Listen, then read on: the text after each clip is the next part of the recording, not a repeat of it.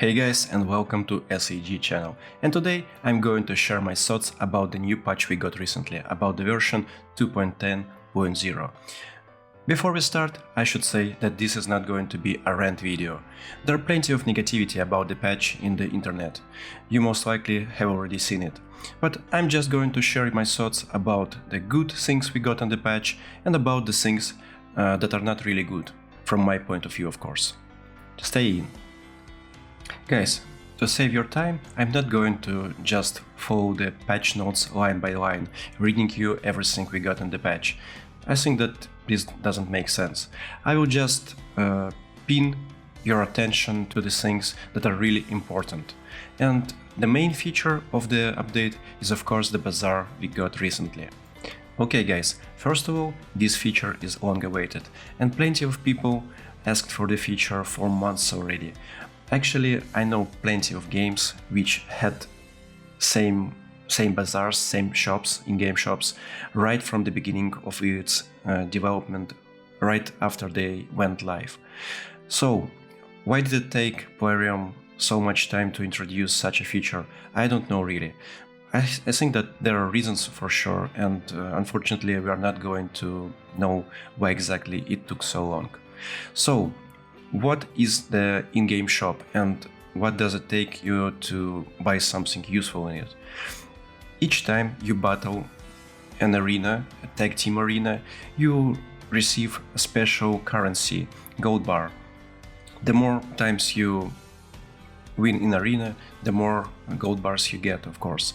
And the main feature which is have a negative spotlight in many videos and in many forum posts I've seen is the fact that to get something really useful, actually guys, you need to be in high arena tier. I'm currently talking about the gold tier, of course. And the reason why there is so much negativity about current implementation of the Bazaar is the fact that it is really tied with the problems we have in Classic Arena at the moment.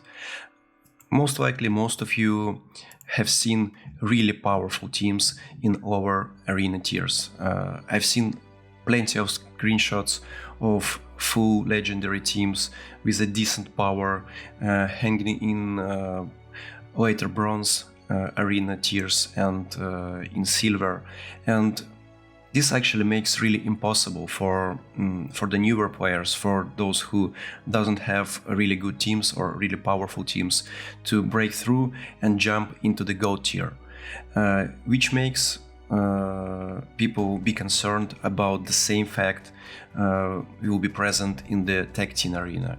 And from my point of view, it will happen exactly the same, and this is really bad because the problem isn't currently resolved, and most likely we are gonna see the same situation in tag team arena. And right now some of you might ask me, why is it even important?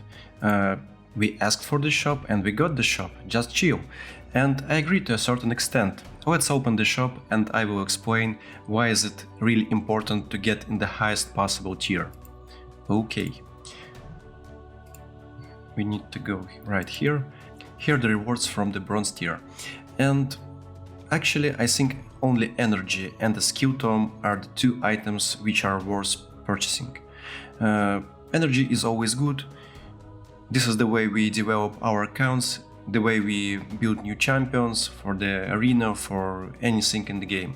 So it's the straightforward choice. And if you're new to the game, skill tome is also good, because you might not get enough of them. If you're later in the game, of course, you have plenty of them. I think I have hundreds right now. But right at the beginning, it's okay. And here is the part when it becomes really interesting. Those are the rewards for the higher tiers, for the silver and for the gold. Guys, I constantly find that I'm not using some of the legendaries I get from my pools, because I'm not able to skill them up. And this is really important. For example, if you want a certain legendary to be used on the clan boss, you want, for example, his skills cooldown to be minimized. And we don't get enough of the legendary skill tomes in game, not even close to getting enough of them. And of course we constantly getting those absurdly priced offers from the aquarium. They're pushing us to buy them, but if we are talking about the in-game method of getting the legendary skill tomes, I think we should get more, and it should be really more friendly to the free-to-play players. So here's the point. I really want this legendary skill tome to be possible to purchase for everyone. Doesn't matter which tier you are in. And as I said before, it might be even problematic for you to get inside the gold tier. At the moment I'm trying to stay in silver, and it is also problematic because best of the best players are currently in the silver tier, and a bit later they will move forward and will be in gold tier. I think that it might be possible for me to squeeze with them into the gold tier, but I'm not sure at the moment. So here's the point. They should make the skill tomes independent from the tier you are currently in, and this is my top advice. I think if it is going to be done, I'm completely okay with the prices, with the shop itself, and it will be perfect, to be honest. Okay guys, and before we finish description of the in-game shop, I have to say a couple of words about the accessories. We got two new types. Actually the types are the same. We got two new sets of accessories. The cleansing accessories, which give 8% chance to remove one random debuff from the wearer, and the refresh accessories, which give 5% chance to prevent skill going on cooldown.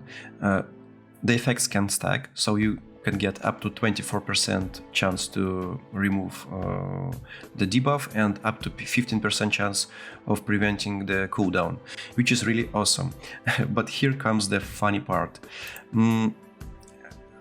Let's say like that, Plarium wouldn't be Plarium if they don't make something to make our lives harder.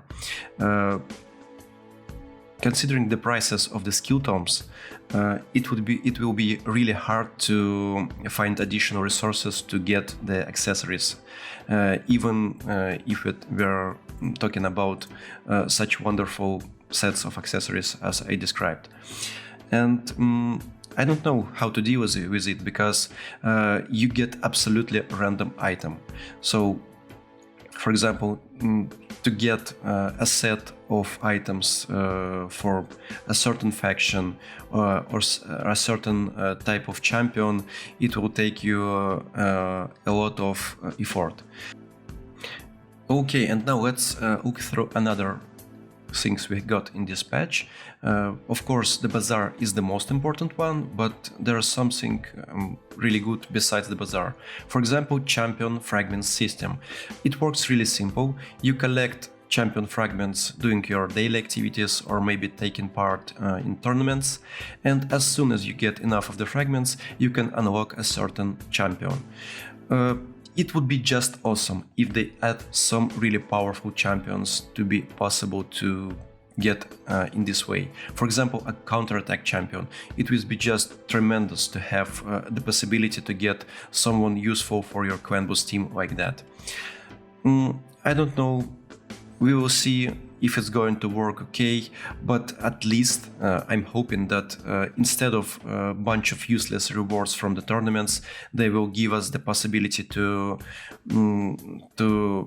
compete for the shards of really good, for the fragments of really good champions.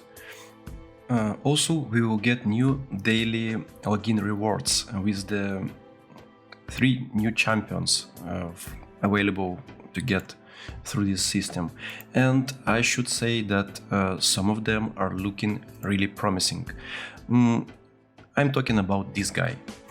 Let's check him out. I think he will be just awesome for the clan boss. And let me explain why. He has a really high chance of placing Leech debuff on his A1. You can further increase it by booking him.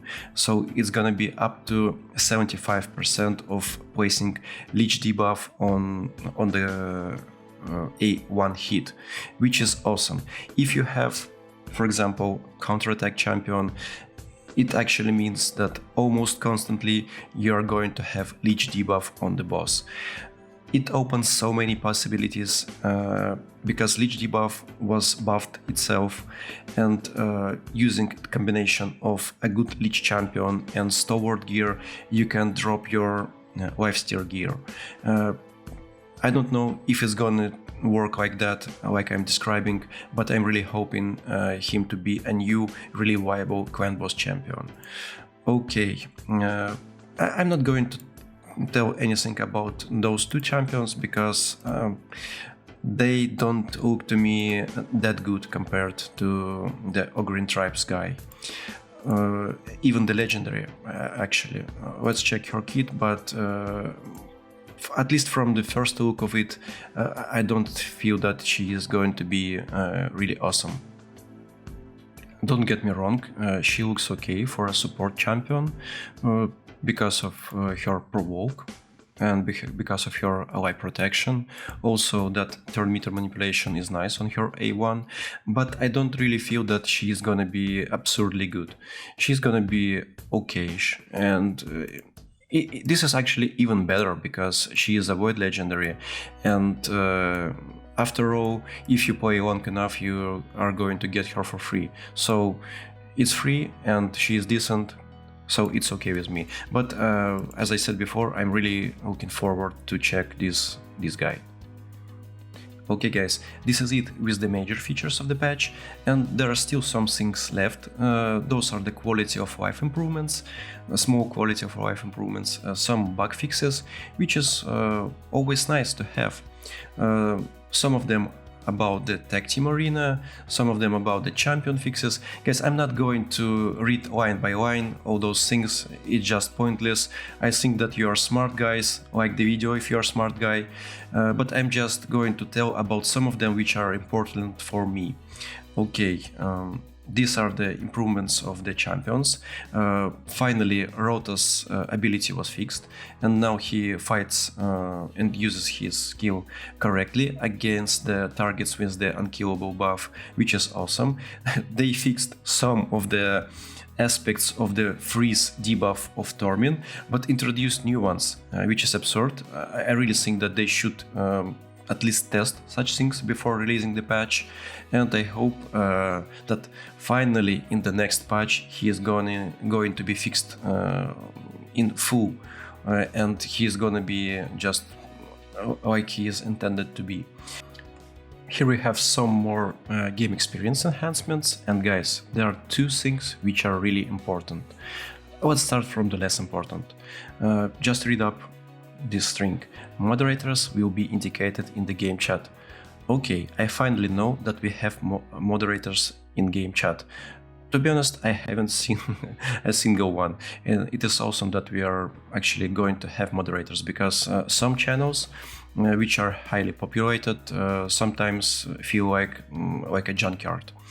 And the most important thing about this patch, guys, I think you should be aware this is the game breaking feature. The red dot indicator now disappeared correctly from the events interface. Finally, I think this bug was in the game since before Christ era, and now it's fixed. It's awesome. I have nothing more to say. Okay guys, this is it. If you like the video, please subscribe to my channel, like the video, leave your comments below the video, and I would really like to know your opinion about the new format. Do you like seeing my face on the videos? Is it better compared to just hearing my voice? Please leave the comments. See ya, bye bye.